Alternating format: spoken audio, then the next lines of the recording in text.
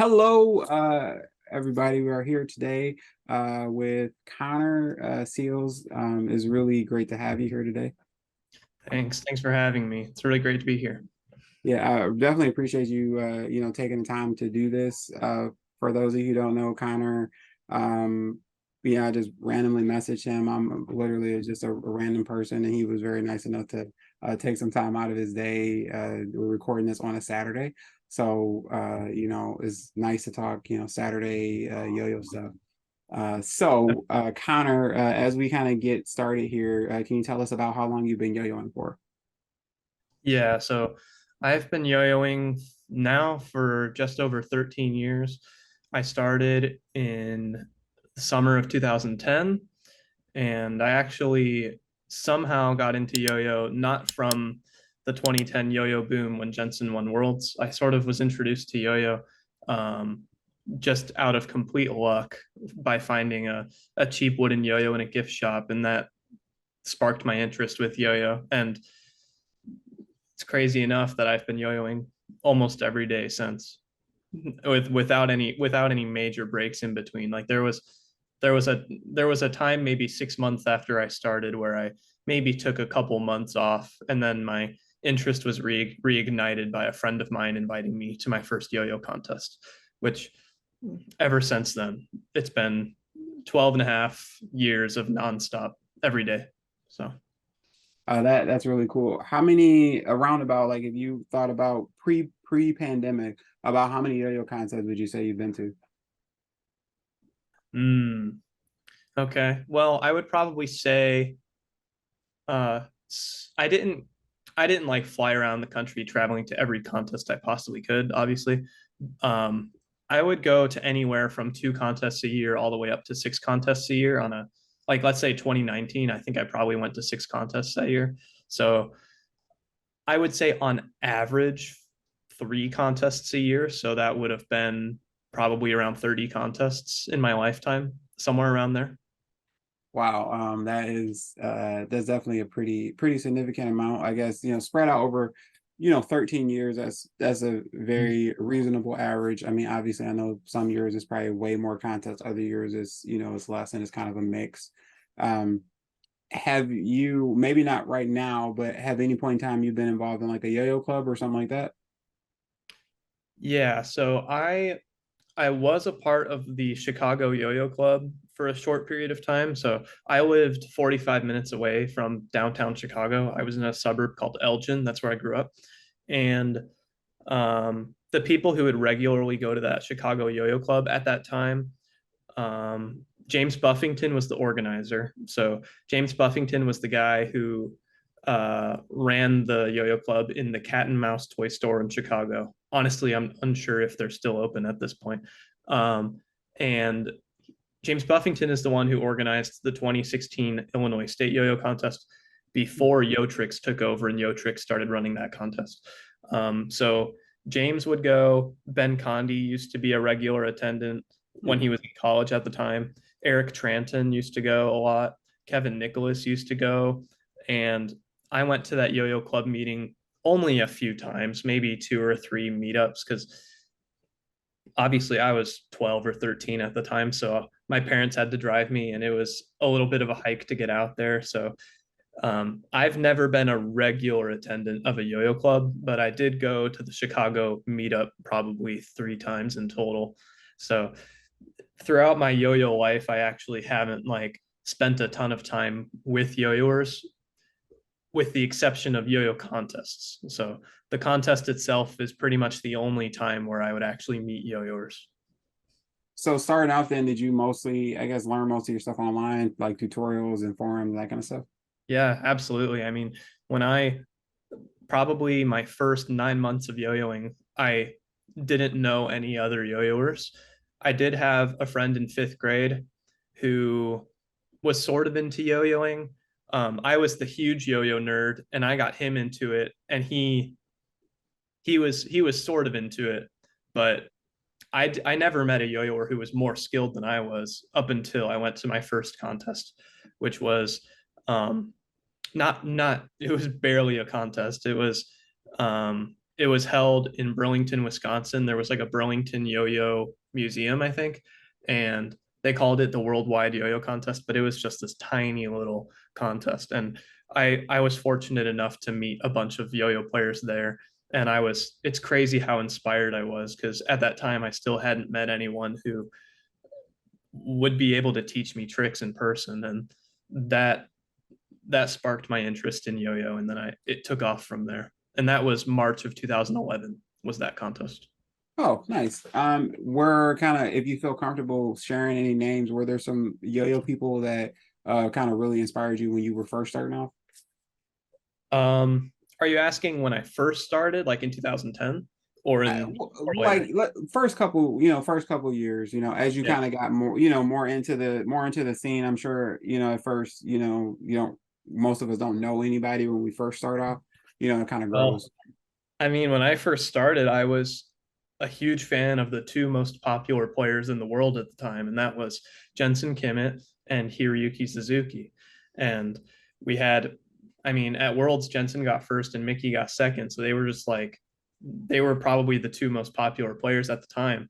And being a young kid, it's the same way today. I mean, um, when really young kids first get introduced to yo-yo, they probably are a big fan of the current world champion, and I'm very thankful that I was a huge fan of Jensen because he still is one of my favorite yo-yoers to this day. So Jensen and Mickey were I was a huge fan back then. And then when I went to my first yo-yo event in March of 2011, I met a yo-yo player named Nehemiah. His last name was Nehemiah Peterson, and he he was on Team Yo-Yo Factory for a short period of time, um, and he is currently still on Team One Drop. So he's been on One Drop for a long time, and he's a great yo-yoer. And he was one of my yo-yo heroes when I first met him when I was 11 years old, and he was probably 13 or 14 at the time. He was one of my yo-yo idols when I was a little kid. So, and he was the person who was nice to me and was willing to hang out with me and teach me tricks. And he was, in terms of a friend who I was actually with in person, he was my biggest inspiration because he taught me so much. And then on the internet, I was friends with all sorts of. I was a huge fan of all sorts of players like Jensen and Mickey. So those were Nice. the three biggest influences probably in my early years. Yeah. No, that makes sense. I mean, obviously, as we, kind of evolve, as players, what we look at, the elements or like, people's present overall presentation, there's a lot more factors into it versus when we're first starting off. It's kind of like, man, like, that person is really cool, and they don't have to necessarily be, even like ranked, right? It's just, oh, I really like their style, or when you chat with people, you kind of see a little bit about how their mind works as far as they approach like trick construction or like putting together a routine, Mhm. that kind of thing. Uh, so considering the fact that you've obviously been to a lot of competitions, you've been a pretty high ranked player for a really long time. Is there a particular contest that you were really proud of, or that was like special to you for a particular reason?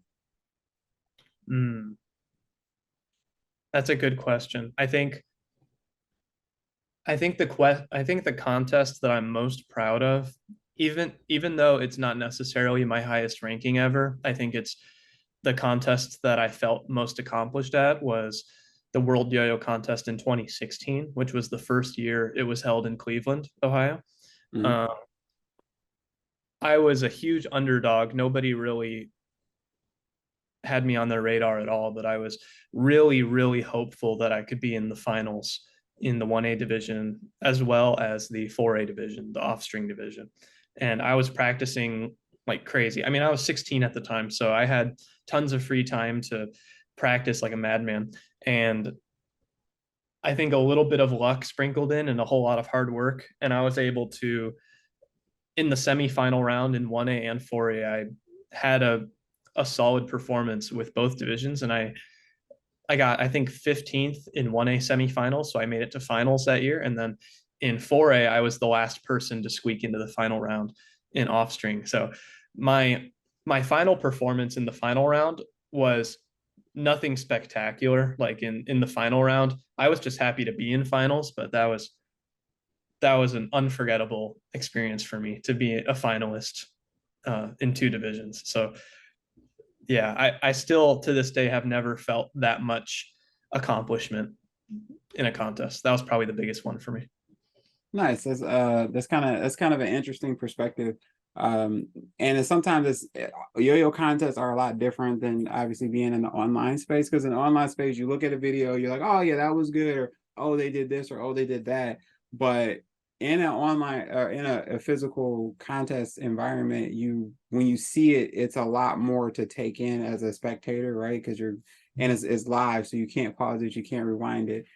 So I would imagine, like you said, just kind of being in that ranking and then receiving that notoriety, um, is pretty huge. So as just a yo-yo spectator and a fan, I was curious.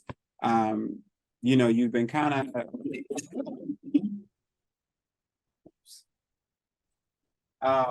so yeah, so obviously for like the last little bit there, you kind of disappeared. I don't want to say, is there anything you would feel comfortable sharing about, like, what, kind of like where in the world is Carmen San Diego's, like where in the world is Counter Seals? And I saw you pop up at like, I think you were at maybe like the Mexican Nationals or something like Mhm. that. It's like I saw you there, and but outside of that, you were a little bit quiet. So anything you want to share or can share about that time? Yeah, of course. I mean, uh, in early 2020, when nobody suspected that a pandemic was about to hit, I was preparing to have a really good year in competitive yo-yo. I was really ambitious to win U.S. nationals and worlds that year, and uh, and then I went to the Pacific Northwest Regional contest, which was just a week or two before the pandemic started, and I had a really bad day, and I didn't make it to finals at that contest. Um, just an overall bad contest for me. And then the pandemic hit, and most of us, we were all still hopeful that Worlds was still going to happen maybe that year, but then it got canceled. And then, okay, what about Worlds next year? And then it gets canceled. And then eventually, 3 years of the World Yo-Yo contests all get canceled consecutively. And it's really unfortunate. A lot of players have quit yo-yoing since COVID. Even a lot of top level players. I mean, it's not definitive. I don't know for sure, but it seems to me like Yuki Nishisako from Japan might not come back. Players like Luke Troutwine, who I really respect, and I think he's an amazing player. I really hope he comes back, but there's no sign that he will. It's just a lot of unfortunate things like that. And so the pandemic hit, and then competitive yo-yo started to not be a priority for me at all anymore. And I was still yo-yoing every day, and I still love yo-yo for the art of it and for just playing with yo-yo. Um, so I was still doing that every day, but then life keeps moving on, right? And competitive yo-yo just was not a part of my life. 2021 and 2022, it just wasn't a part of my life. And um, I'm really thankful that I was able to get married summer Oh, of 2020. congratulations. Yeah, thank you. Yeah, so yeah, I'm living married life now, and I'm at my house with my wife, and life is good. So my life now is obviously very different than it was 4 years ago. And I'm just fortunate enough to have a supportive wife who loves the yo-yo hobby and wants me to excel and compete in yo-yo contests. And she's supportive of that. And as long as I can get my work done and manage my time, and I can spend time on the things I'm passionate about, and I still really care about competitive yo-yo and yo-yoing as a whole. So I that's why I've bounced back this year. I'm making a comeback hopefully, and um, let's just see where it goes from here. And I I hopefully would want to compete next year at Worlds as well when Worlds comes back to the United States. Yeah. Yeah, thank you for sharing that perspective. So I'm not a competitor. I haven't competed in a yo-yo contest.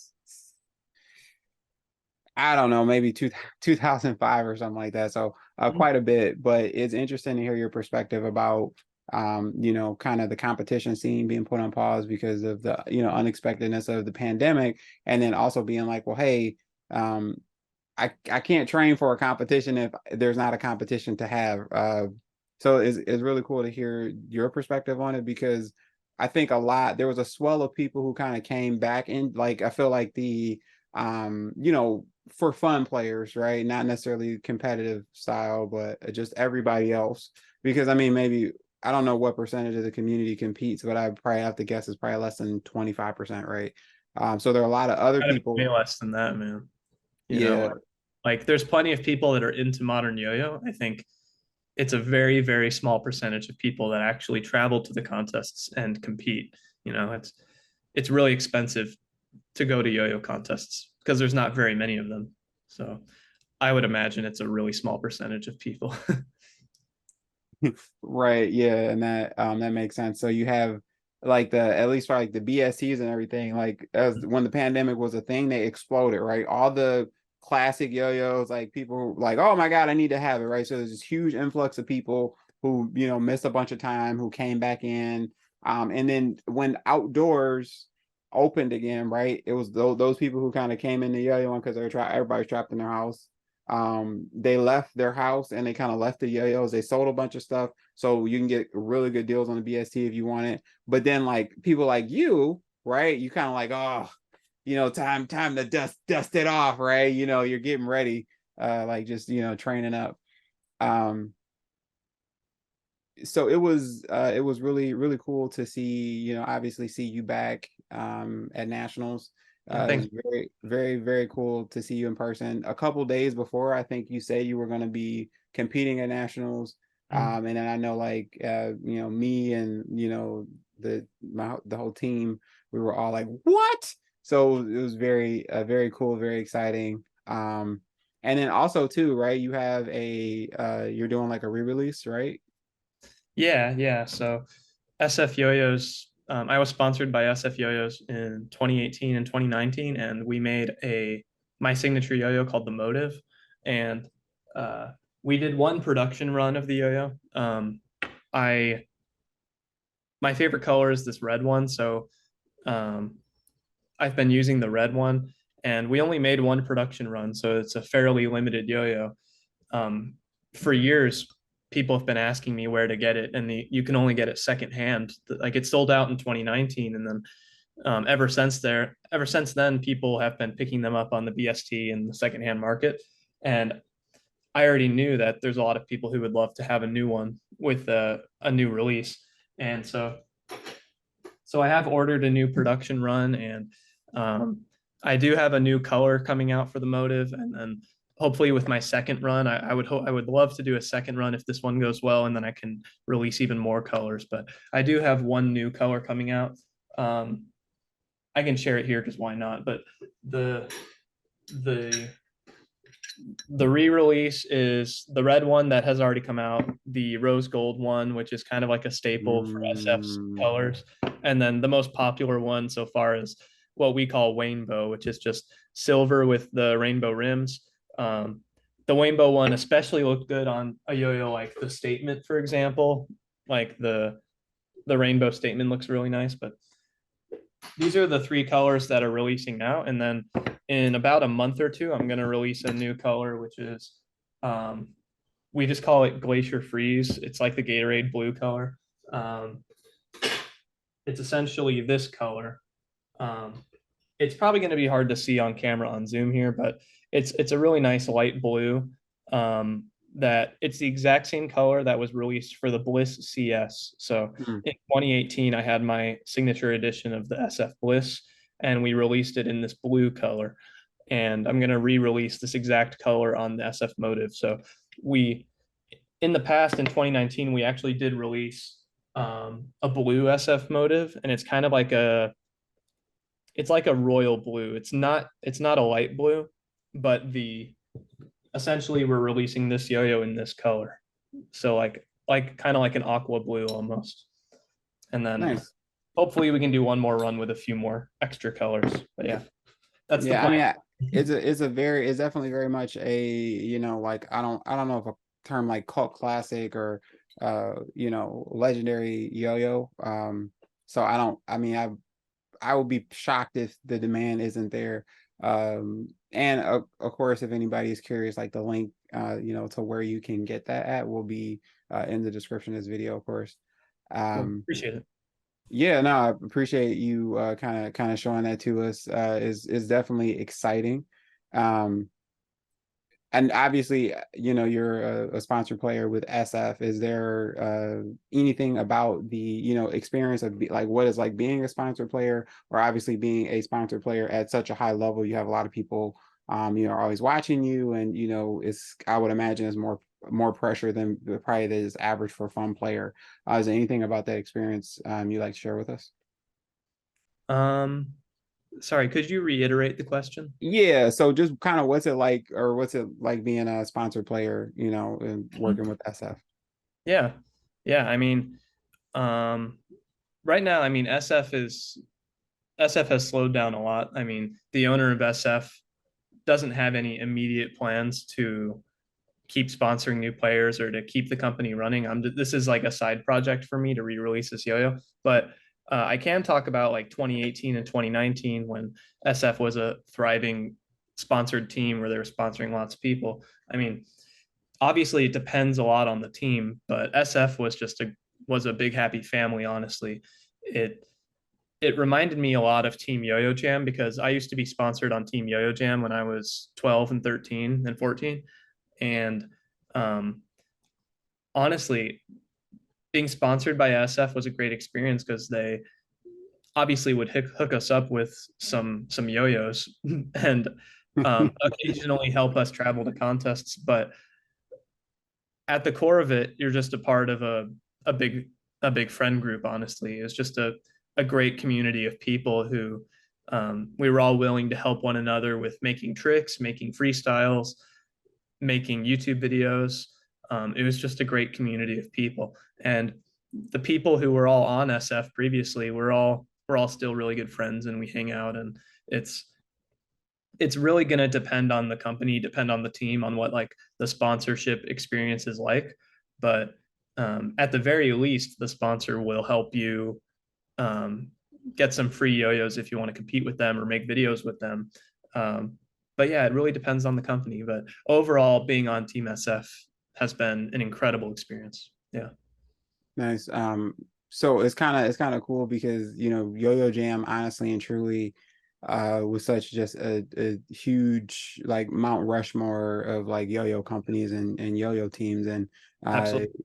for anybody who's watching this who's maybe not super familiar with Yo-Yo Jam, if you go back and look through the archives at Yo-Yo Jam stuff, everybody who you think is cool right now had something to do with like Yo-Yo Jam at some point in time. They had such a huge amount of talent as far as like their team, as far as kind of behind the scenes, like different staff and different employees. And it's very cool because um, they also did a lot. They popularized like the biomaterial yo-yos, and a lot of different things. That Yo-Yo Jam was really really significant. It's like a really, I think, pivotal time period within yo-yoing. They did a lot of really cool things. Yeah. Amazing company. Amazing. Yeah, I wish yeah. they were still around.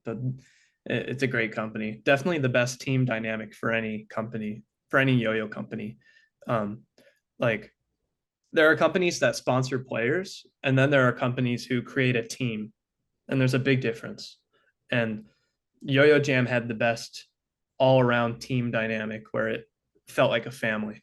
So Yo-Yo Jam nailed that on the head.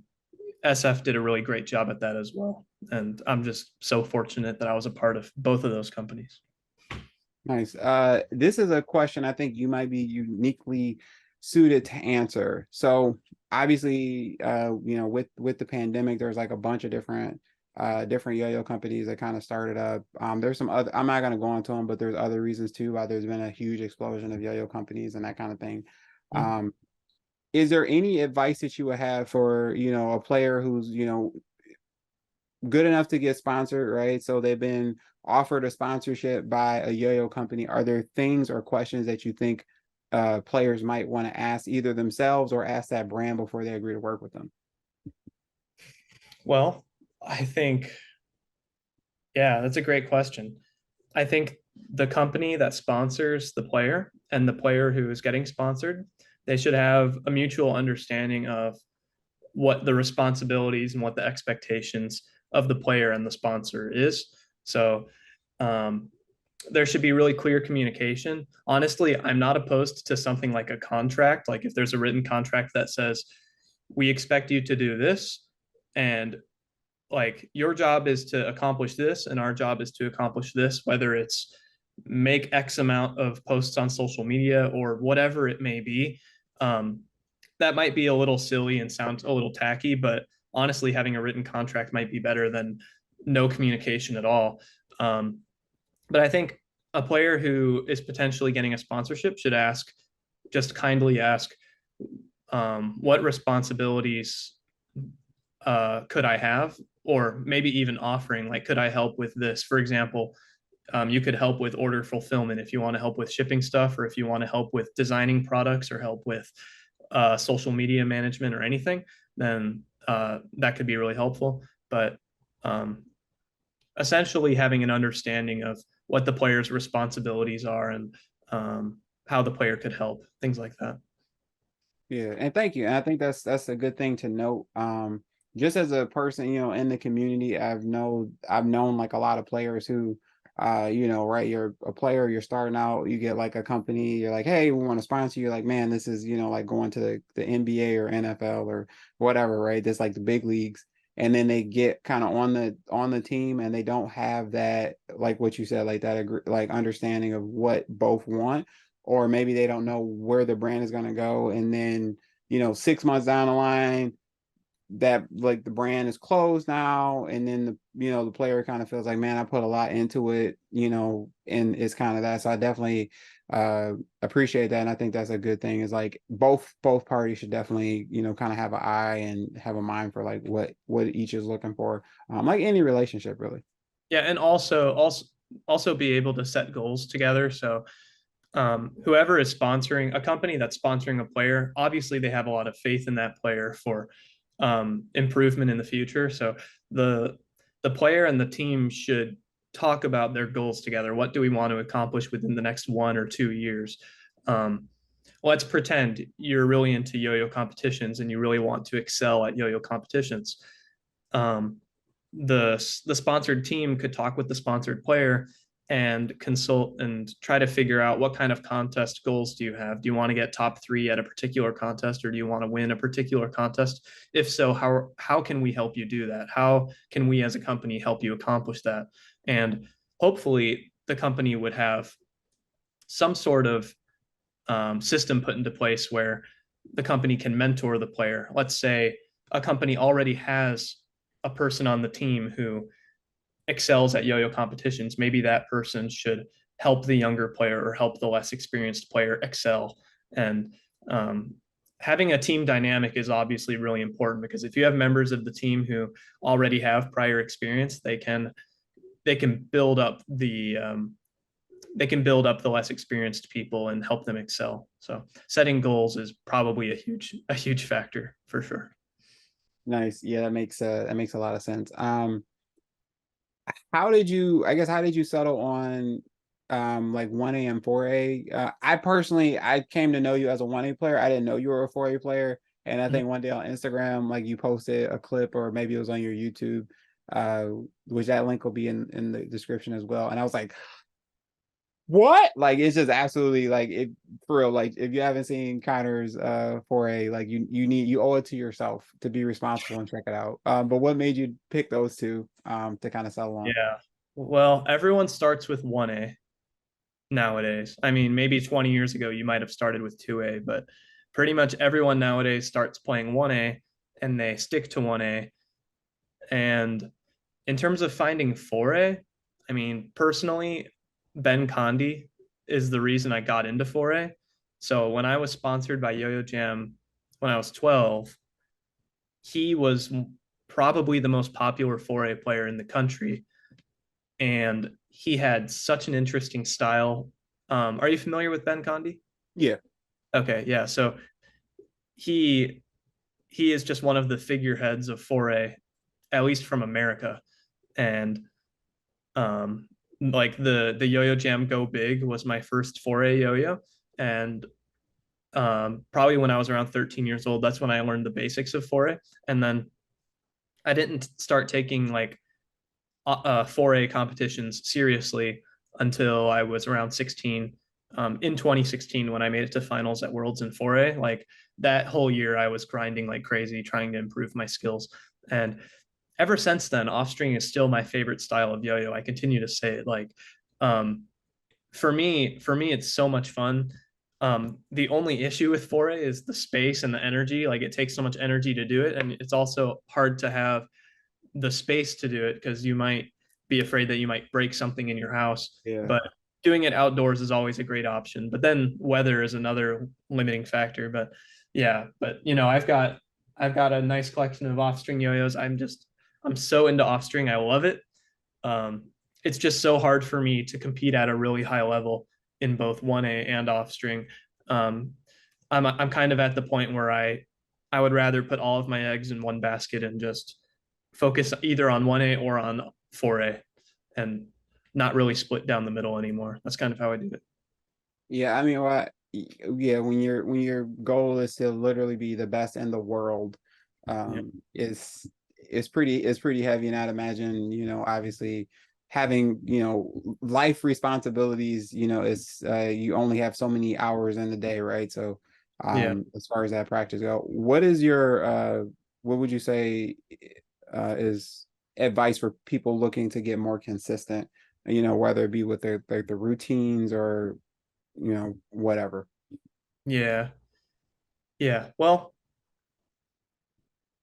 in order to excel at a yo-yo contest, I think the first goal is being able to execute your performance really well. So, unfortunately, at US Nationals this past weekend, I was a little sloppy, and my performance was engineered to hopefully win the contest, but I was too sloppy, and so I couldn't win. But if you're sloppy, it's really hard to reach your full potential. So you need to choose competition tricks that you're personally comfortable with. Like, you don't want to put too many what we call bangers or really difficult tricks. You don't want to fill your performance with too many bangers. If we're assuming you want to excel and place really well at the contest, if you want to just compete just to have fun and show off all your coolest, best tricks, then you do whatever you want. But if you want to place really well, you have to manage the difficulty of your tricks and try to find a balance where most of the tricks you're doing are your bread and butter tricks that you're really comfortable with, but then you can also sprinkle in some difficult bangers if you want to. And yeah, managing trick difficulty is one of the toughest challenges for a competitive yo-yoer. But yeah, that's the best advice I can give you is only do tricks that you're comfortable with. Also, figure out what advantages you have as a player, what what talents you have, where do you personally excel, what kind of yo-yo tricks are you personally talented at, and take advantage of those tricks. So be a specialist at a certain type of trick, and when you do difficult tricks in that trick genre or that trick category, then you can impress a lot of judges. It to you it might feel like an easy trick, but to someone else it might seem like a hard trick. Those are the tricks you need to take advantage of. Yeah. Nice.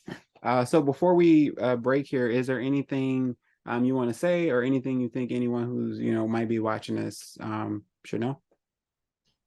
I would just say to whether you're interested in yo-yo competitions or whether you're not interested in yo-yo competitions, um, just enjoy yo-yo for what it is, and um, definitely feel free to be inspired by other players and watch the tricks from players from around the world. And um, one of the most fun things you can do is to admire yo-yoing from multiple, like from lots of different people from lots of different countries, and be inspired by their tricks and try to make your own tricks, and just enjoy yo-yoing. I really think yo-yo competitions is just a small part of yo-yoing, and it gets blown up on the internet as the most important thing, but it's really just a small piece of yo-yo. And um, like I would highly recommend just to watch like Japanese yo-yoing because it's so good. But I'm also biased. I'm a big fan, and I can't wait to go to Worlds in Japan this year. Yeah, Worlds in Japan is gonna be awesome. Yeah, I'm sure I can only imagine it's I mean, it's like a really great location and Yeah, people may not know at least like how deep the other yo-yo scenes are outside the United States. Like you really should check it out because there's some stuff that's standard, like the meta for each area. Like the United States has one, Asia has one, Europe has one. So it's kind of interesting to see what those look like and some of the like core things that a lot of the routines, incorporate. All right. Well, I really want to say, again, I very much appreciate you, taking taking out time out your day and speaking with us and everything. of course. And yeah, very excited to see more, more of what you have. And yeah, thank you. Yeah, I appreciate it. Thanks a lot, Emmanuel. I mean, it's been great. Hopefully, I'll see you again in a contest. Yes, Well, yes, you not mentioned worlds, no, but no, it's I'll okay. be, yeah, but Hopefully, U.S. Nationals next year. yeah, yeah. Hopefully, I'm gonna try to hit at least a couple of the regionals as well. So for Cool. sure nationals, but if not sooner, I gotta get back. There it's just too much fun. So Absolutely. It's yeah, amazing. I can't wait. Yeah. All right. All right, Appreciate thank you. you. Oh, thank you.